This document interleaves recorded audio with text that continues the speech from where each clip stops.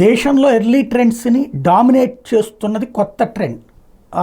10 ఏళ్ల తర్వాతన భారతీయ జనతా పార్టీ నేతృత్వంలోని ఎన్డీఏ 400 స్థానాల వరకు సాధిస్తుందన్నటువంటి లెక్కల్ని పక్కన పెడుతూ ఇప్పుడు ఇప్పటి వరకు ప్రస్తుతం ఉన్నటువంటి లెక్క ఇంతకైతే బీజేపీ ఎర్లీ లీడ్స్ కనిపించినాయి. టోటల్గా చూస్తే పోస్టల్ బ్యాలెట్లలో పోటీకి గట్టిగానే రాగలిగింది.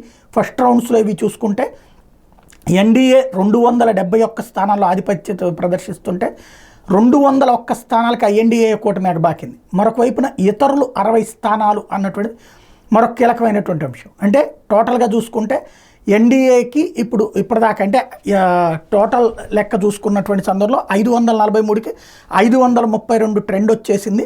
ఈ 532లో ఎన్డీఏ 271 దగ్గర ఉంటే ఐఎన్డీఏ 201 దగ్గర, ఇతరులు అంటే లైక్ ఒరిస్సాలో నవీన్ పట్నాయక్, ఆంధ్రప్రదేశ్లో వైఎస్ఆర్ కాంగ్రెస్ పార్టీ ఇట్లాంటి వాళ్ళందరూ కలిపితే ఇతరులు 60 స్థానాలు.